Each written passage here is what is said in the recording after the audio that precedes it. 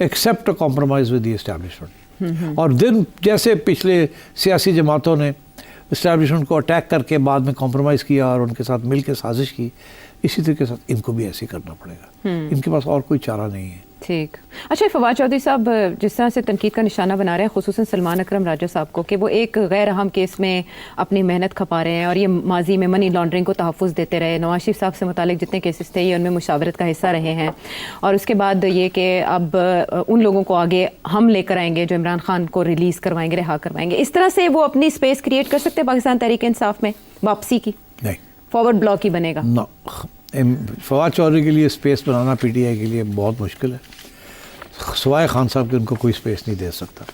اور میرا یہ خیال ہے کہ خان صاحب ابھی بھی تھوڑا بہت گھاس ڈالتے ہیں اس کو, نہیں تو اتنی آگے نہ جاتا وہ. مگر خان صاحب یہ بھی اچھا, ان کو پسند ہے یہ بات کہ آپس میں لڑ رہے ہیں, اس کے ساتھ سارے اپنے ٹوز پہ رہتے ہیں, ساری اپنی لائلٹی پروو کرنے کے لیے ایکسٹرا مائل جاتے ہیں. جہاں تک یہ جو فواد چودھری کے الزام ہے سلمان راجہ پہ اوپر, یہ غلط ہے, سارے سراسر غلط ہے. وہ ایک وکیل تھے جیسے اعتزاز احسن صاحب تھے, یہ انہوں نے ہر ایک کو ڈیفینڈ کیا جب موقع ملا تھا. نواز شریف کو بھی کیا, اب ان کو بھی کر رہے ہیں, اور بھی اگر ہوتا تو ان کو کرتے وہ. مگر اب انہوں نے جب فیصلہ کیا کہ میں نے ایک سیاسی جماعت جوائن کرنی ہے, اس کے بعد اب یہ کسی اور کا کیس نہیں لیں گے. ٹھیک, بزنس کے کیسز لیں گے بٹ سیاسی طور پہ کسی اور جماعت کو ڈیفینڈ نہیں کریں گے. مگر اس وقت تو یہ جب یہ کرتے تھے تو انہوں نے تو he was not part of any political party, تو وہ تو ایک بریف لینی ہوتی ہے, وہ بریف لی اور وہ کیا. اور وہ ابھی بھی میرا خیال ہے وہ سمجھتے ہیں کہ جب انہوں نے جس چیز کو ڈیفینڈ کیا ہے وہ خود مطمئن تھے کہ میں صحیح ڈیفینس کر رہا ہوں, ان کے خلاف جو الزام ہے وہ صحیح نہیں ہے. ہی از اے مین of integrity Salman Raja.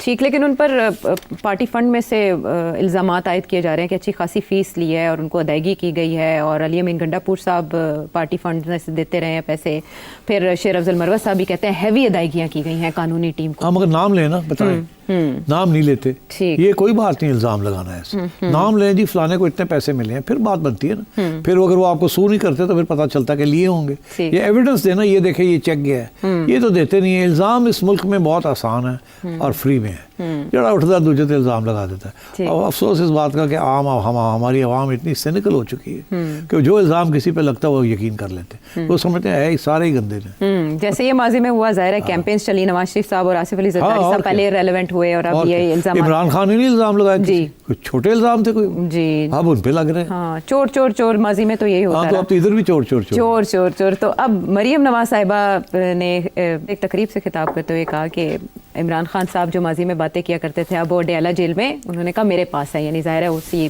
Territory میں تو وہ جیل آتی ہے.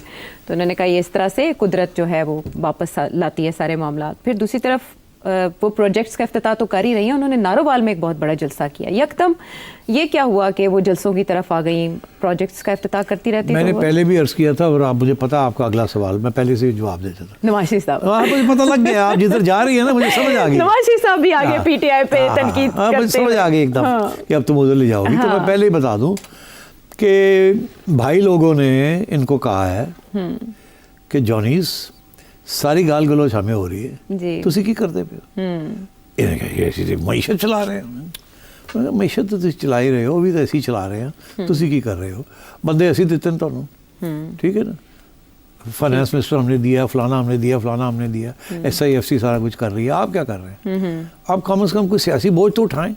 یہ سارا بوجھ ہمارے پہ آ رہا ہے. آپ نکلے نا باہر عوام کے پاس, جا کے جفیاں پاؤ نا عوام نو, جواب دو نا جا کے عوام کے سوالوں کے, ہمیں ڈیفینڈ کرو نا. آپ تو ہمیں ڈیفینڈ ہی نہیں کر رہے. تو میرا خیال ہے اب یہ پریشر پڑا ہے ان کے, تو اب یہ نکلے ہیں.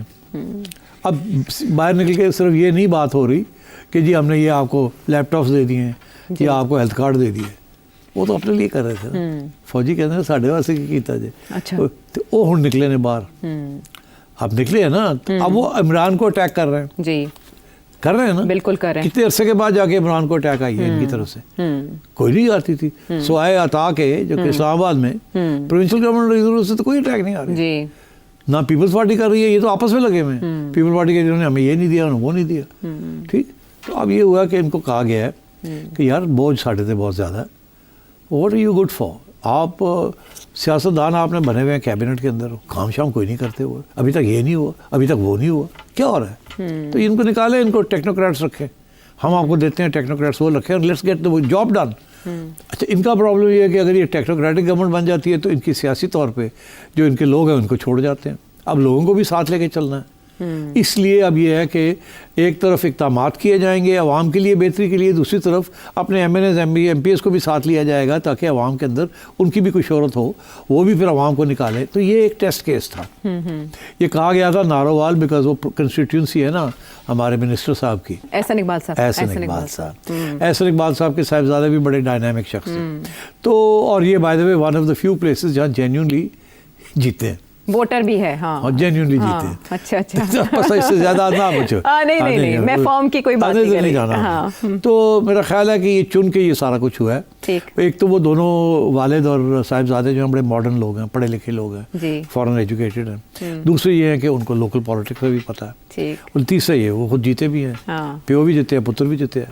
ठीक। तो इस वास्ते मेरा ख्याल है उन्होंने चुना के इधर से करें, इसलिए वहाँ जज्बा भी आपको नजर आ रहा है। मुस्लिम लीग नून के लोग बड़े इंप्रेस हो गए। तो ये बहुत अच्छा फैसला था कि ऐसी जगह से किया जाए जहाँ कोई शक ही ना हो कि ये रेड क्राउड है। जी, एक सर्वे भी आया जिसमें मुस्लिम लीग नून की जो हुकूमत की ग्रिप है मामलात के ऊपर वो थोड़ी इम्प्रूव्ड लोगों ने तो लग रहा है ना हल्का हल्का। अच्छा, जैसे PTI के अंदर लड़ाई झगड़े चल रहे हैं और कहीं उनका कुछ भी कामयाब नहीं हो रहा, तो जाहिर है लोग थोड़े से फ्रस्ट्रेट हो रहे हैं उधर। यहाँ कोई इकदामात भी हो रहे हैं, कुछ गुडीज भी मिल रही हैं, लॉलीपॉप्स भी मिल रही हैं, ठीक है ना।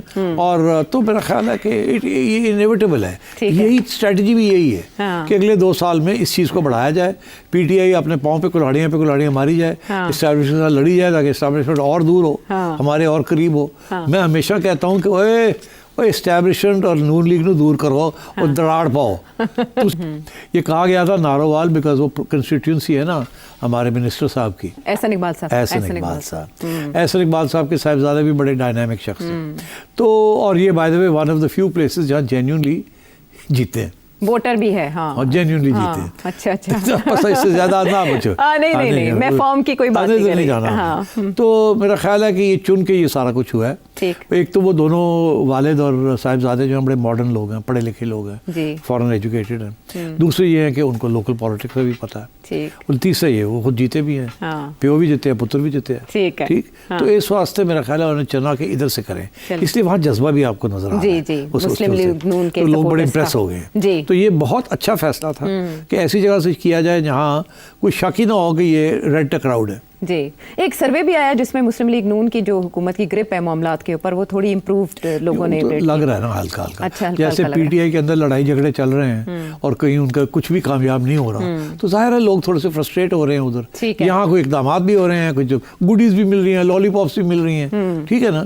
और तो मेरा ख्याल है कि ये इनएविटेबल है। यही स्ट्रेटजी भी यही है कि अगले 2 साल में इस चीज़ को बढ़ाया जाए, PTI अपने पाँव पे कुल्हाड़ियाँ मारी जाए, एस्टैब्लिशमेंट से लड़ी जाए ताकि एस्टैब्लिशमेंट और दूर हो, हमारे और करीब हो। मैं हमेशा कहता हूं कि ओए एस्टैब्लिशमेंट और नून लीग ਨੂੰ दूर करो और दराड़ पाओ। ਤੁਸੀਂ दराड़ पाने की जगह और सीमेंट पाई जा रहे होते।